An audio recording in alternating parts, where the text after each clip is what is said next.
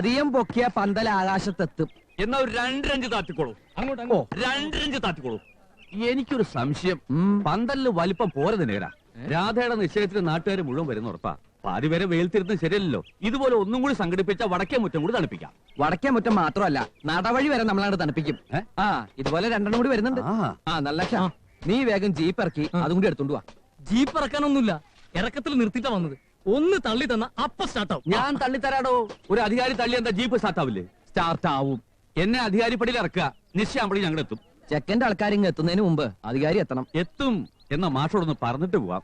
മാഷേ, മാഷ് രാവിലെ തന്നെ വീണ്ടും കിടന്നു. അച്ഛൻ കിടക്കല്ല, ഇരിക്കുക. അത് മനസ്സിലായി. ഇരുന്നുറങ്ങിയാലും കിടന്നുറങ്ങിയെന്നാ വിവരമുള്ളവര് പറയാ. ആരായി ഇരുന്നുറങ്ങണമെന്ന് അറിയോ ദിനകരന്? അധികാരിക്ക് എന്താ തലയ്ക്ക് വല്ല അസുഖമുണ്ടോ? അതെന്റെ അച്ഛനല്ലേ. ഇനി അച്ഛനല്ല എന്ന് പറയാൻ പോവാ. ഏയ്, സത്യം പറഞ്ഞ അച്ഛൻ തന്നെയാ. എന്നാലും ഒരു അച്ഛാന്ന് വിളിച്ചാ പോരാ, കോടാനുകൂടി അച്ഛാന്ന് വിളിക്കണം. അത്രയും സത്യസന്ധനും നീതിമാനും ധർമ്മിഷ്ഠനുമായ ഒരു അച്ഛനായത്. കുളി കഴിഞ്ഞ് ചന്ദ്രപ്പൊട്ടും തൊട്ടുള്ള ഇരിപ്പ് കണ്ടില്ലേ?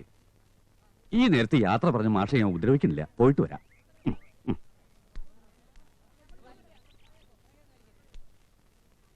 അച്ഛാ, അച്ഛാ, അച്ഛാ, അച്ഛാ, അച്ഛാ. എന്താടാ? ഉറങ്ങിയതാണോ കാറ്റ് പോയതാണോ നോക്കിയതാ. കാറ്റുണ്ടോന്ന് അറിയാൻ എന്തിനാടാ രാമനാമം ചെല്ലണ പോലെ അച്ഛാ അച്ഛാന്ന് വിളിക്കണേ? മൂക്കില് വിരല് വെച്ച് നോക്കിയാ പോരെ? അച്ഛൻ ഒരച്ഛനല്ല, ഒരുപാട് അച്ഛനാണെന്ന് അധികാരി പറഞ്ഞു. അതുകൊണ്ടൊന്ന് വിളിച്ചു നോക്കിയതാ. ഇനി അച്ഛൻ ഉറങ്ങിക്കോ. മോന്റെ അച്ഛൻ ഹാവു എന്റെ അടുത്തേ, ഞാൻ ഇനി ഇത് എവിടെയാ പോയി തരിക? അതാരുടെ കാല? എന്റെ കാല. ചെറിയമെന്താ ഇവിടെ? നിന്റെ കാലുമേ പാദസരം ഉണ്ടായിരുന്നല്ലോ, അതെവിടെ? അത് കുളിക്കുമ്പോ ഞാൻ അഴിച്ചു വെച്ചു. അസലായി. ഇന്ന് നിന്റെ കല്യാണം നിശ്ചയിട്ട് അത് അഴിച്ചു വെക്ക. അതൊക്കെ ഇട്ട് ഇത്തിരി ശബ്ദം ഉണ്ടാക്കടേ.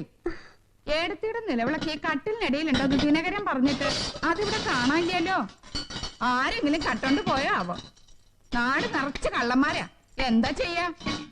അതിനാല് വിഷുക്കണി വെക്കാൻ ചെറിയച്ഛൻ കൊണ്ടുപോയതല്ലേ, പിന്നെ ഇങ്ങോട്ട് വന്നിട്ടില്ല. ഓ,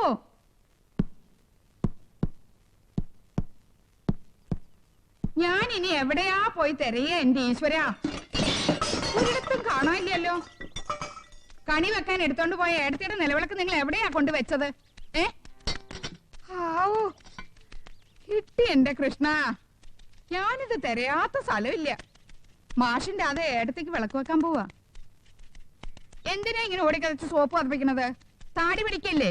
രാത്രി ചാർജൊന്നും അല്ലല്ലോ. വിളക്ക് കിട്ടിയടാ. ഇത്തിരി പുളിയും എണ്ണയിലിട്ട് ഒരു പിടി പിടിച്ച ഏട്ടത്തിന്റെ കളർ വെക്കും, തിളങ്ങും. ഇത്തിരി മഞ്ഞളും മസാലപ്പൊടിയും ചേർത്ത് കടുകും കൂടി വറുത്തിട്ട് ആ ഏടത്തിയുടെ വാസനയും കിട്ടും. ഈ വീട്ടിൽ എത്ര വിളക്കുണ്ട്, ഇത് തന്നെ അങ്ങോട്ട് കത്തിച്ചു വെക്കുന്നത് ഇവൾക്ക് എന്താ അത്ര നിർബന്ധം? ശരിയായിട്ട് ഇത് തന്നെ കത്തിക്കണമെന്ന് എനിക്ക് നിർബന്ധ. എനിക്ക് മാത്രല്ല, ഏടത്തിക്ക് നിർബന്ധ. അച്ഛൻ ചെറിയൊരു മയക്കത്തിലാ. അയ്യോ, ഒന്നുമില്ല, ഉറങ്ങുക. ഇന്നലെ രാത്രി ഒരു 5 മിനിറ്റ് പോലും അച്ഛൻ ഉറങ്ങിണ്ടാവില്ല. ഉറങ്ങൂല്ല. ഇന്ന് നിശ്ചയം കഴിഞ്ഞ് കല്യാണം കഴിയണ വരെ നിന്റെ അച്ഛൻ ഉറങ്ങൂല്ല, ഉറക്കം വരൂല്ല. മാധവൻ തട്ടാന്റെ അടുത്ത് രാധയ്ക്ക് ഒരു കമ്മല് പണിയാൻ കൊടുത്തിട്ടുണ്ട്. ഞാനത് വാങ്ങിയിട്ട് ഇപ്പൊ തന്നെ ഇങ്ങോട്ട് വരാം. എത്ര പവന്റെ കമ്മല്? 2 പവന് 1/2 പവൻ കുറയും എന്ന് വെച്ചാ 1.5 പവൻ. എന്നാ പിന്നെ 6 പവന് 4.5 പവൻ കുറയുമെന്ന് പറഞ്ഞോളെ. കേൾക്കുമ്പോ ഒരു അന്തസ് ഉണ്ടാവില്ലോ. പൊന്നിന്റെ കാര്യമാവുമ്പോ തിരി കൂട്ടി പറയണേൽ ഒരു തെറ്റുമില്ല. ഏടത്തിയുടെ നിശ്ചയത്തിനും ഇതുപോലെ അച്ഛൻ എന്നൊരു കമ്മല് പണിതു. അതും 2 പവന് 1/2 പവൻ കുറവായിരുന്നു. വിഷമം വന്നപ്പോ ഓരോന്ന് പോയ കൂട്ടത്തില് ആ കമ്മലും തുമ്പശ്ശേരിക്കുറിപ്പ് കൊണ്ടുപോയി. പോലീസ് വേഷം കെട്ടി താടിയും പിടിച്ച് നിക്കാൻ നല്ലാണ്ട് ആ തുമ്പശ്ശേരിക്കുറിപ്പിനെ തളയ്ക്കാൻ നിങ്ങളെ കൊണ്ടൊന്നും കഴിയണില്ലല്ലോ. ഇവിടെ ഓരോ വിശേഷം വരുമ്പോഴും മനസ്സിൽ വരണത് ആ ദുഷ്ടന്റെ മുഖം. കണ്ണടച്ചിരുട്ടാക്കിയാലും ആ മുഖം പോവില്ല. ഇങ്ങനെ തുറച്ചു നോക്കും.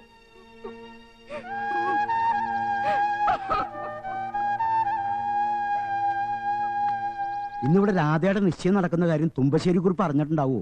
ആരും പറഞ്ഞിട്ടില്ല, എന്നാലും അറിയാണ്ടിരിക്കോ? എന്നാ കമ്മല് വാങ്ങാൻ പോണ വഴിക്ക് നീ ആ തുമ്പശ്ശേരി കുറിപ്പിന്റെ അന്തരീക്ഷം കൂടി ഒന്ന് മണത്തുപിടി. സമയം നോക്കി നെഞ്ചത്ത് കുത്തുന്നവനാ കുറിപ്പ്. നിന്റെ അച്ഛന്റെ മനസ്സിൽ നിന്ന് തുമ്പശ്ശേരി കുറിപ്പുണ്ടാവും. അതാവും രാവിലെ ഇങ്ങനെ തൂങ്ങി പിടിച്ചിരിക്കുന്നത്.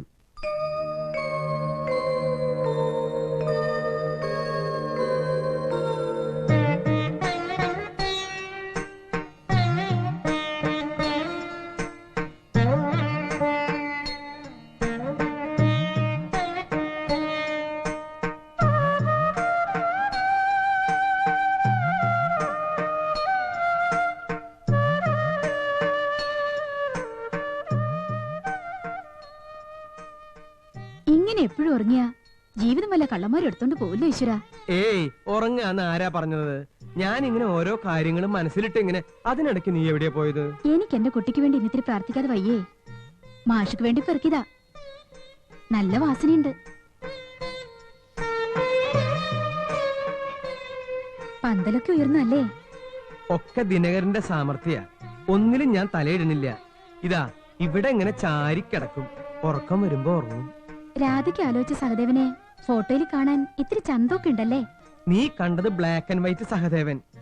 ഇത് ഇന്നലെ രാത്രി എനിക്ക് ശങ്കരൻ മേസ്ത്രി തന്ന കളറ് സഹദേവൻ. നീ സഹദേവനെ കളറില് കണ്ടിട്ടില്ലല്ലോ.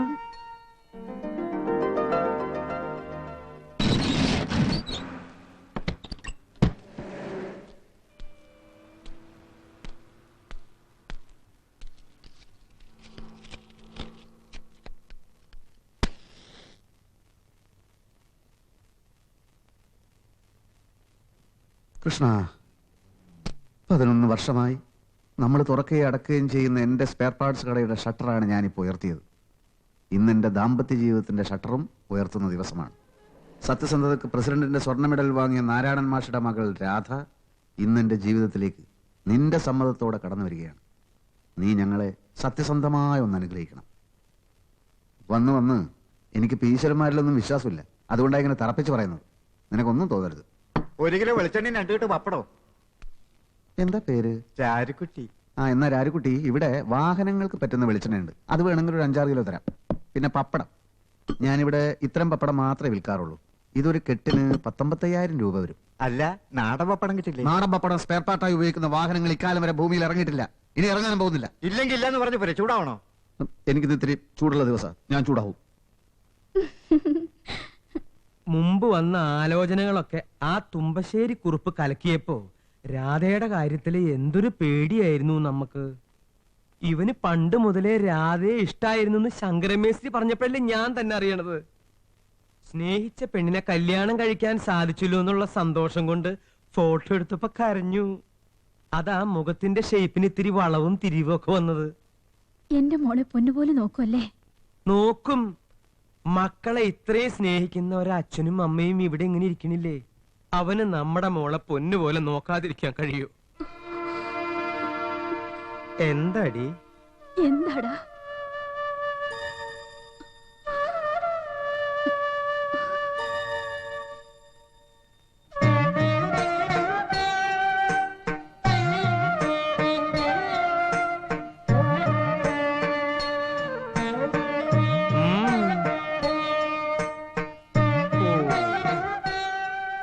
ഇവളെന്താ ഈ കഥകളി ആടണേ?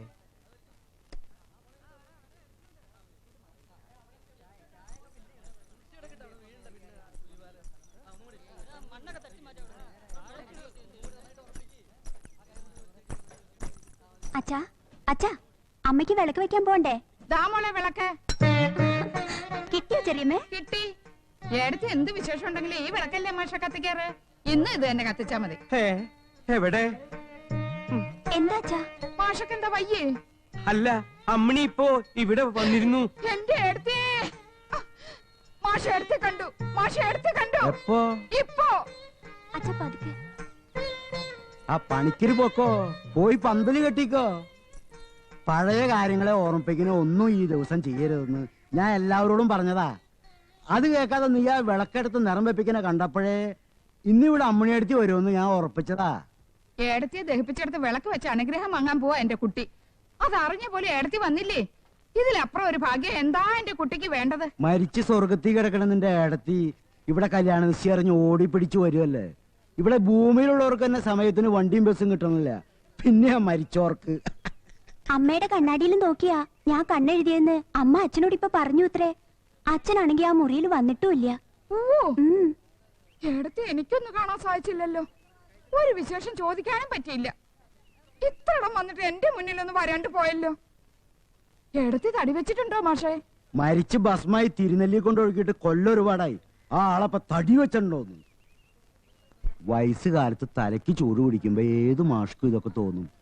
അമ്മണിയടുത്ത് കൈയും വീശി വന്നേ ഉള്ളൂ. വരുമ്പോ തനിക്കൊന്നും കൊണ്ടുവന്നില്ലേ? അവൾ ഇത്തിരി പൂ കൊണ്ട് തന്നു. അത് നന്നായി. മരിച്ചാലെന്താ, അമ്മണിയടുത്തേക്ക് സ്വർഗത്തിൽ ഇപ്പൊ പൂക്കച്ചോടുണ്ടല്ലോ. റേഷൻ വാങ്ങാൻ ബുദ്ധിമുട്ടുണ്ടാവില്ല.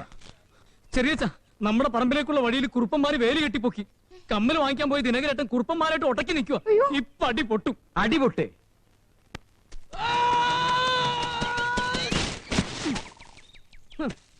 ഈ മണ്ണ് ഞങ്ങളുടെ പ്രാണനടാ. ആകാശത്തോളം ഉയരത്തിൽ വേലി കെട്ടിയാലും അത് ഞാൻ പറന്നു കിടക്കും. അധികം പറഞ്ഞ അരിഞ്ഞ് ഞാൻ ആ കാലി പട്ടിക്കിട്ട് കൊടുക്കും. ഈ കാല് തിന്നാൻ ഒരു പട്ടിയും അവിടെ വളർന്നിട്ടില്ലടാ. ബെസ്റ്റ് കാല്. പോടാ. പിന്നെ ഞാനൊന്ന് വെച്ചേക്കൂലടാ. എന്താടാ കോഴിക്കാല? കോഴിക്കാല് നിന്റെ അച്ഛൻ കോഴിക്കുറിപ്പിന്റെ.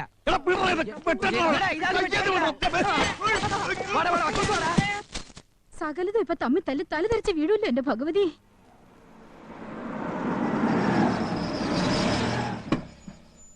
കാറെടുത്ത് വേഗം പറഞ്ഞു, അല്ലെങ്കിൽ അനിയന്റെ അളിയന്റെ ശവം ഇപ്പൊ വീഴും. അവര് നാരായണ മാഷിന്റെ പറമ്പിന്റെ വഴി അടയ്ക്കാൻ പോയിരിക്കുക. ആരോട് പറമ്പിന്റെ വഴിയാണോ? നീ ഇങ്ങോട്ട് വന്നേ. വീട്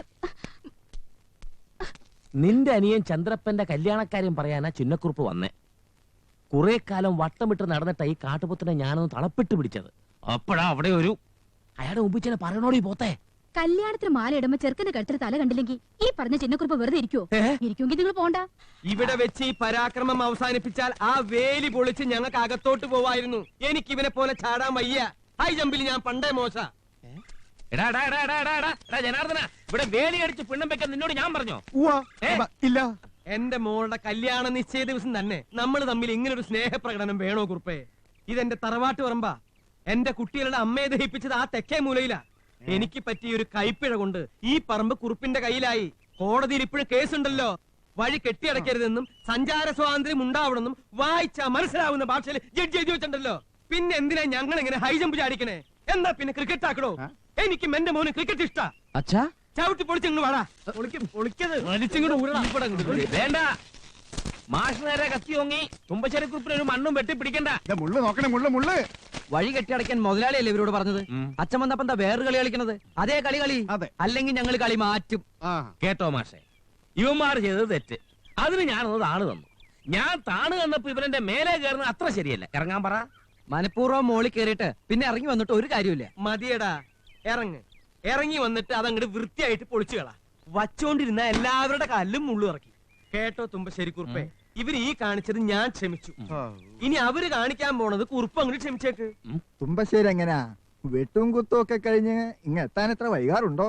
വെട്ടാനും കുത്താനും അധികം നേരമൊന്നും വേണ്ടല്ലോ. ഇന്നാരെങ്കിലും തിരിച്ചു വെട്ടിക്കാണും. അതാ ഇത്രയും താമസം. ചിന്നക്കുറുപ്പ് എങ്ങനാ? ഇവിടുള്ള ആൾക്കാരെ പോലെ ഈ ചോര കുടിക്കുന്ന കൂട്ടത്തിലാണോ? ചോര കുടിക്കുവോന്ന് ചോദിച്ചാൽ ആ കാര്യത്തിൽ ഞാനും തുമ്പശ്ശേരി ഒറ്റക്കെട്ടാ.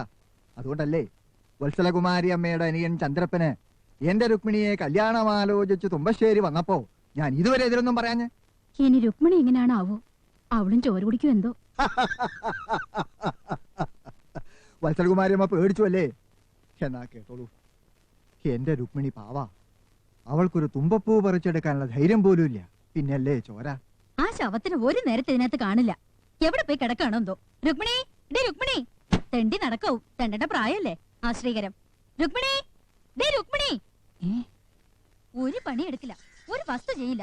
ഏത് നേരം നോക്കില്ല തള്ളയുടെ മടിയില്ല. ആ തള്ളയ്ക്കാണെങ്കിൽ അതിനെ താലോലിക്കണത് പാൽപ്പായസം കുടിക്കണ പോലെയാ. ശരിക്ക് തേക്കടി. രുക്മിണി, രുക്മിണി, നിക്കടി. തള്ളയ്ക്ക് അമൃതത്ത് വിളമ്പുന്നതിന് മുമ്പ് ആ കുളിമുറിയിൽ ഇത്തിരി വെള്ളം കോരി വെച്ചൂടെ നിനക്ക്? അതും ഇനി ഞാൻ ചെയ്യണോ? എന്താടി നോക്കി പേടിപ്പിക്കണേ?